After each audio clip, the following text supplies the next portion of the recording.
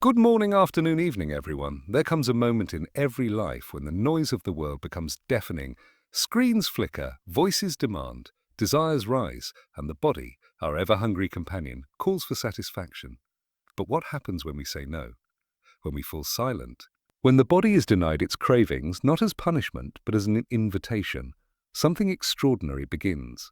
When the body goes silent, the soul speaks. Abstinence is not merely the act of denial, it is a sacred discipline, a temporary release from indulgence that gives rise to something far greater, awareness. In abstaining from pleasures, whether of the flesh, the tongue, or the ego, we create space in which a deeper, quieter voice can be heard. That voice is the soul. In moments of abstinence, we meet discomfort, hunger, longing, restlessness. But if we stay with these feelings, something happens.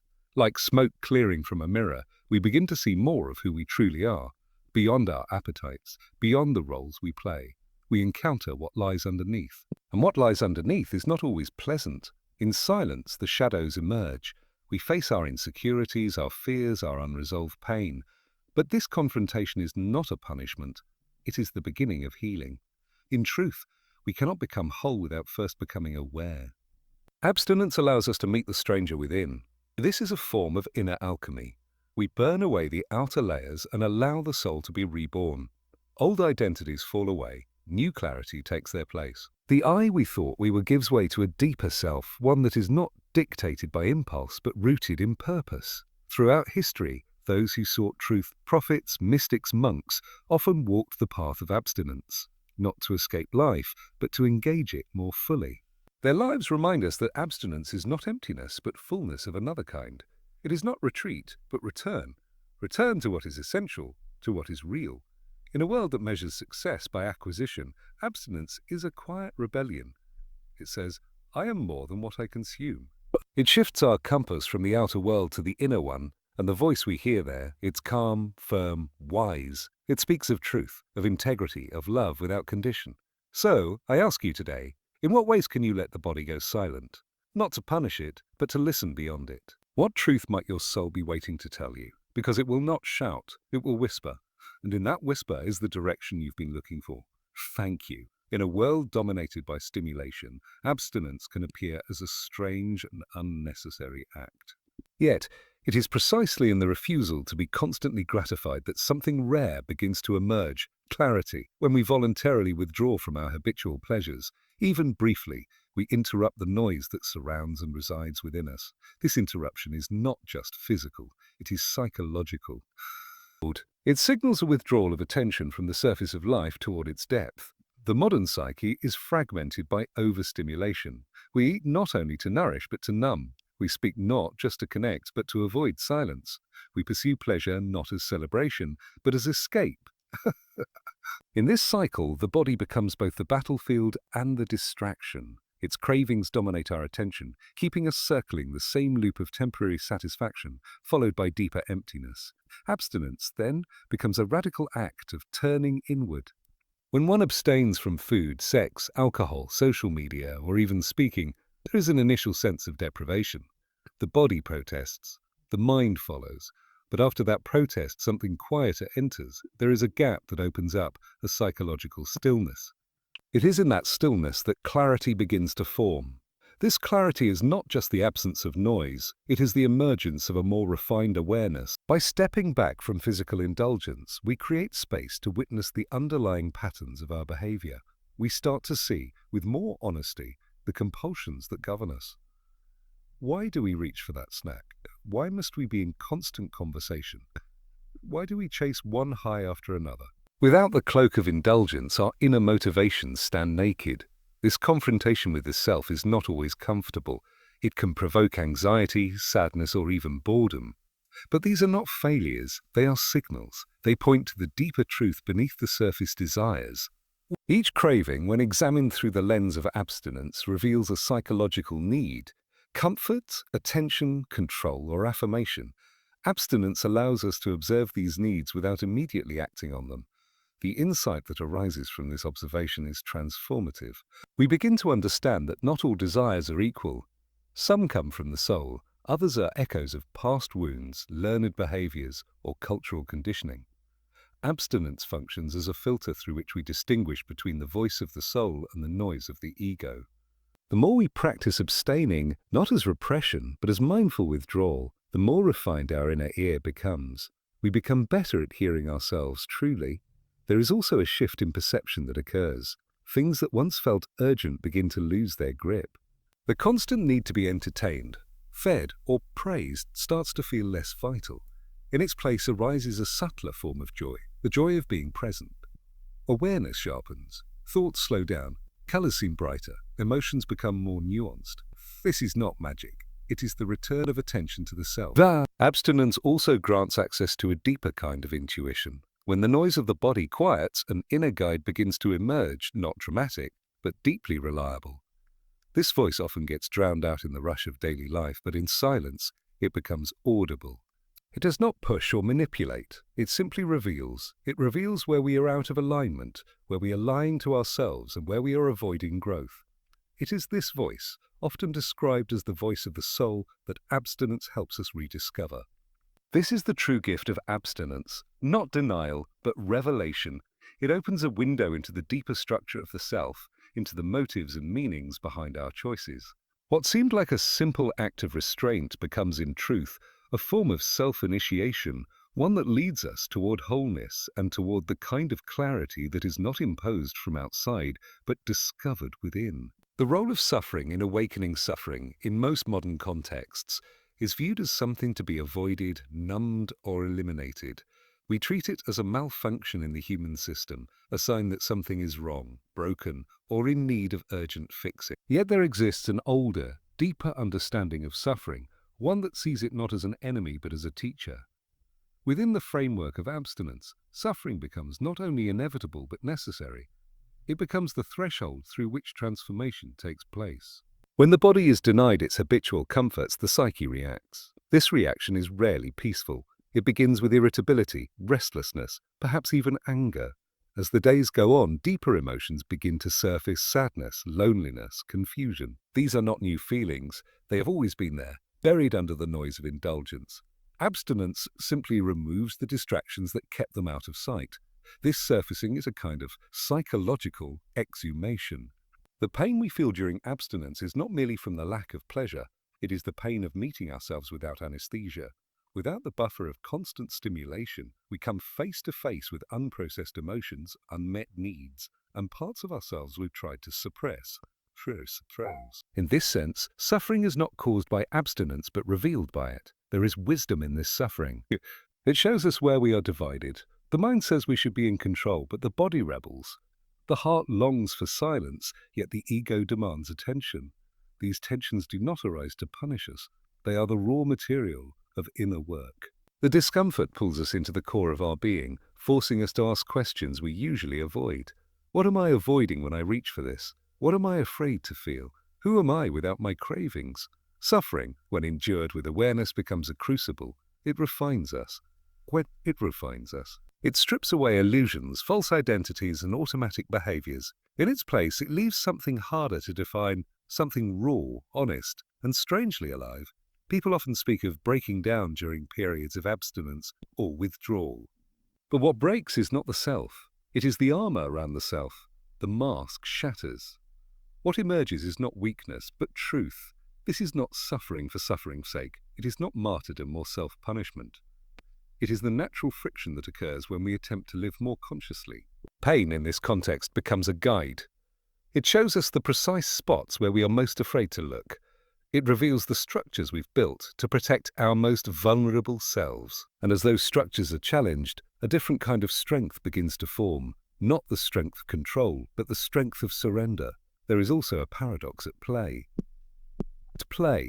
As we go deeper into our suffering, something quiet and subtle starts to awake. Beneath the ache, beneath the longing, there is a stillness, a kind of witnessing consciousness. It doesn't judge, it doesn't panic, it simply observes. This part of us, often drowned in daily life, begins to grow louder in the silence of abstinence. It is not moved by desire or fear. It has been there all along, waiting to be noticed. This witnessing self is the soul's presence within. It cannot be reached through pleasure alone. It is uncovered, more often than not, through pain. The soul does not shout over our distractions. It waits for them to fall away. Suffering clears the space for that encounter. And when that encounter begins, we realize that the pain we feared so deeply was not an end, but a door. The shadow within, one of the most unsettling consequences of abstinence, is not the physical discomfort, but the psychological unveiling it initiates. When the external distractions and bodily pleasures are stripped away, something buried begins to stir. The shadow. This is the part of the psyche we often deny, suppress, or exile, the part that carries our guilt, envy, rage, selfishness, shame, and vulnerability. It is not evil in itself, but it holds the truths we were unwilling to face. Abstinence brings the shadow closer to the surface. The shadow does not emerge as a concept. It reveals itself as feeling, impulse, and reaction. During abstinence, it becomes harder to maintain the image we've built of ourselves. We may think of ourselves as disciplined, kind, enlightened, but when the buffer of pleasure is removed and our patience thins, darker parts slip through the cracks. Resentment flares. Self-pity creeps in. Old fears return. This confrontation is not a failure of the process. It is the process. The act of restraining the body's desires weakens the ego's usual grip on our identity. What we present to the world, our persona, begins to falter under the pressure of withdrawal. In that faltering, the suppressed material of the unconscious rises up. Suddenly, we are not who we thought we were, till moral superiority gives way to pettiness. Our spiritual composure gives way to frustration. This unveiling can feel humiliating, but it is essential. One cannot be whole without acknowledging the parts that were once hidden. The shadow contains everything we have disowned in ourselves. Perhaps we were told, directly or indirectly, that certain feelings or traits were unacceptable. We may have learned to suppress anger, desire, neediness, or ambition. But what is repressed does not disappear. It goes underground. It acts out in subtle, distorted ways. It affects our relationships, our addictions, our choices. Abstinence, by reducing our distractions, makes these patterns visible. It slows us down enough to catch the shadow in motion. This process is uncomfortable by design. The shadow resists integration. It has been cast out for so long that bringing it into awareness feels like inviting a stranger into our most sacred space. Yet this stranger carries with it not just darkness, but vitality. Within the shadow lies untapped potential, creative energy, emotional depth, and personal truth. The parts of ourselves we once rejected hold the very qualities we need for wholeness. Through abstinence, we begin to dialogue with the shadow, not to indulge it, but to understand it. Why does the hunger for comfort turn so quickly into anger? Why does silence evoke panic? Why does stillness bring up memories long buried? Each of these questions leads us deeper into the terrain of the unconscious. Abstinence becomes the mirror in which we see not just our light, but our contradictions. We are both the disciplined and the indulgent, the peaceful and the irritable, the caring and the selfish. The goal is not to eradicate the shadow. It cannot be erased. The goal is to integrate it. To recognize it as part of our inner architecture. When we begin to see our darkness without fear, without shame, we loosen its control over us. It no longer needs to sabotage from below. We give it form, name, and voice. In doing so, we reduce its power to act out unconsciously. Integration is not about approval, but about acknowledgement. It is the act of saying, "This too is part of me." Abstinence provides the quiet and clarity required for this internal work. In the absence of pleasure's distraction, the mask slips, and what's underneath asks to be seen. This asking is not an attack. It is an invitation to become more honest, more whole, and more rooted in truth. The rebirth of identity, the process of abstinence, is often misunderstood as an act of subtraction, of taking something away from life. But in its deeper layers, it is not about loss, but transformation. When we voluntarily withdraw from the pleasures and routines that define our daily lives, we are not merely pausing a habit. We are interrupting a pattern of identity. The I that craves, consumes, and reacts begins to unravel, and in its place, something more essential starts to emerge. For most people, identity is built through repetition. We define ourselves by what we like, what we do, who we surround ourselves with, what we consume, and how we respond to the world. Over time, this collection of patterns becomes a personality, a self-image. But it is fragile. It is held together not by depth, but by consistency. When abstinence disrupts those routines, when we stop eating what comforts us, avoid the voices that validate us, or resist the urges that define us, We no longer know who we are in the same way. This disorientation is powerful. It feels like groundlessness, like something inside is dying. And in truth, something is. The ego identity, the surface self that clings to control, begins to dissolve. The familiar voices in our head, voices that say, you need this, you always do that, this is who you are, start to lose authority. In their place is a silence that feels both terrifying and holy. It is the silence before rebirth. Abstinence initiates this inner death, not to destroy us, but to free us. The self that must die is the one that was assembled in response to the world, shaped by fear, approval, imitation, and survival. But it is not false in the sense of being fake. It served its purpose, but it is limited. It cannot contain the full truth of who we are. When abstinence strips away the known, it gives us access to what lies underneath, the raw material of a deeper self, waiting to be formed. This formation is not immediate. There is a void before clarity. The space between identities feels vulnerable, exposed, even meaningless. We may feel the urge to return to our old patterns just to feel like someone again. But if we can stay in the space of unknowing, if we can remain in the in-between, something profound begins to take shape. We begin to notice which impulses are ours and which were inherited, which beliefs feel alive, and which are remnants of other people's fears. In this emptying, we begin to make room for authenticity. The rebirth of identity through abstinence is not about becoming someone new in the conventional sense. It is about becoming someone more real, more rooted in the soul than in the performance of self. We stop asking, how should I appear? And begin asking, what is true for me? This inner orientation creates a different kind of presence, one that is quieter, deeper, and more stable. It does not seek constant approval. It does not need to be fed with validation. It simply is. What emerges is not a perfected version of the self, but a more integrated one that includes contradiction, vulnerability, and uncertainty, not as flaws, but as part of the wholeness of being human. Or, the mask dissolves and we are able to speak, act, and relate from a place that is less reactive and more aligned. The soul begins to move forward, not with force, but with quiet certainty. This process cannot be forced or rushed. It is not a technique, but a kind of inner unfolding. Abstinence is simply the condition that allows it to happen. By stepping away from the noise of habitual identity, we return to the mystery of who we are beneath it all. Symbols and archetypes of purity throughout history, across cultures, languages, and religions, there emerges a recurring image. The ascetic, the monk, the virgin, the prophet in the desert, the figure who turns away from worldly indulgence to seek something higher, something invisible. These are not just historical characters or religious models. They are archetypes, deep psychological patterns that live within the collective psyche of humanity. They represent an inner movement toward purity, not in the moralistic sense, but in the psychological sense of undivided attention, of alignment with one's deeper nature. Abstinence in this light is not merely a behavior, but a symbolic act, a ritual of purification. When someone steps away from food, sex, intoxication, or speech, they are not simply refraining from a habit. They are enacting a timeless drama, the human soul seeking clarity by disengaging from distraction. This act of withdrawal carries symbolic weight because it is deeply connected to a universal longing, the longing to remember what is essential. The archetype of purity does not demand perfection. Rather, it represents the process of peeling away layers of illusion, interference, and attachment. It is the image of the clear spring beneath the mud, the light that only appears when the fog lifts. In many traditions, the individual who abstains becomes a vessel, one emptied of noise so it can be filled with insight. That vessel might be a cave, a fasted body, a silent mouth, but always it is a symbol of the space required for truth to enter.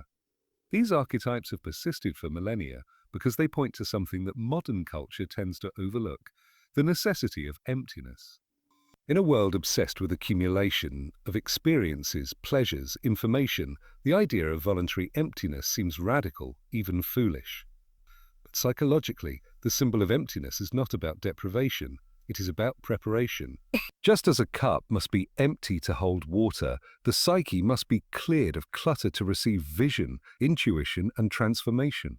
Purity, then, is not about being stainless, but about being undistracted. The figures we admire in spiritual and mythological traditions, The hermit, the virgin goddess, the fasting saint embody the kind of singularity of focus that we often lack. They are not removed from life out of weakness, but out of devotion. Their abstinence is a symbol of inner loyalty, a refusal to allow the soul to be diluted by fragmented desires. The archetypal function of these figures also serves to remind us that abstinence is not merely a personal choice, it is a spiritual threshold. The fast is not just about food, it is about the deeper hunger underneath. The vow of silence is not just about words, it is about listening to what emerges in their absence. The desert is not merely a location, it is the symbolic landscape of the soul stripped of illusion. These motifs exist across cultures because they speak to a truth deeper than doctrine, that something must be surrendered before something greater can be received. In dreams, visions, and religious art, the image of the Pure One often appears clothed in white, surrounded by light, or standing apart from the crowd. These symbols are not to be interpreted literally, but psychologically. White is the symbol of clarity, of absence of stain, of the unification of all colors, the integration of all parts. Light is the symbol of awareness, of insight, of revelation. To stand apart is to leave the collective trance of unconscious living and seek something more real. Such images awaken something in us. Even if we do not live in monasteries or take formal vows, the archetype of purity still lives within the psyche. It stirs whenever we feel the urge to simplify, to cleanse, to step back, to be still. It appears when we choose solitude over noise, depth over distraction, meaning over pleasure. It appears whenever we recognize that true freedom is not found in indulgence, but in alignment. The soul is the true compass in the absence of external direction. When we cease following the impulses of the body, the demands of society, and the noise of the world, what remains is not emptiness, but guidance. Beneath the cravings, beyond the ego's scripts and deeper than emotion, there exists something steady and profoundly quiet. The soul does not operate like the ego, which seeks reward, recognition, or security. It does not crave control. The soul is not loud, but it is constant. We notice which conversations drain our energy, which environments suffocate us, which words no longer ring true in our mouths. The more we listen, the more distinct the difference becomes between what is habit and what is calling. The soul also does not rush. Its pace is deliberate,